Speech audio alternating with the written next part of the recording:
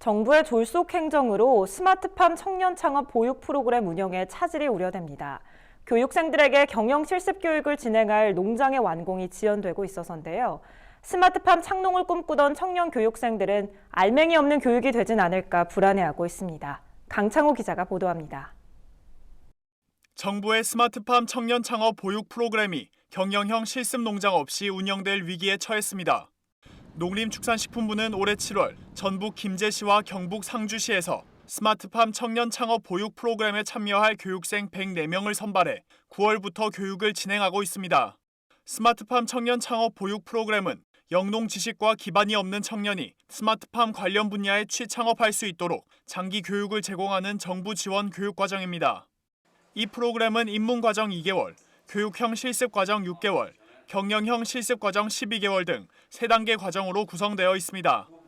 프로그램을 수료한 교육생들은 스마트팜 혁신밸리에 설치되는 임대형 스마트팜에 최대 5년간 우선 입주하는 자격을 얻을 수 있습니다. 이 같은 우대 조건에 청년들이 관심을 보이면서 모집 인원의 3배가량인 280명이 지원해 2.7대 1의 높은 경쟁률을 보인 바 있습니다. 하지만 경영 실습 농장 조성이 지연되면서 내년 5월부터 시작되는 경영형 실습에 차질이 생길 것으로 보입니다. 농식품부에 따르면 해당 지역의 실습 농장은 내년 7월께나 완공될 예정입니다.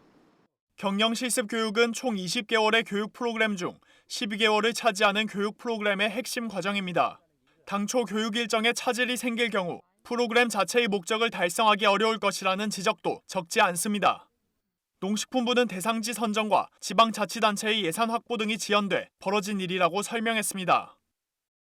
우리가 이제 혁신밸리 공모를 했는데 공모에 경북하고 전북이 선정이 됐잖아요. 지자체에서 이제 제출한 그 공모 계획서가 있어요. 그 계획서대로 진행이 됐으면 문제가 없는데 부지를 확보하는 협의 중에 좀 지연이 됐어요. 교육생들은 정부를 믿고 프로그램에 참여했지만 실습 농장이 제때 문을 열지 못하게 될 상황에 불안해하고 있습니다.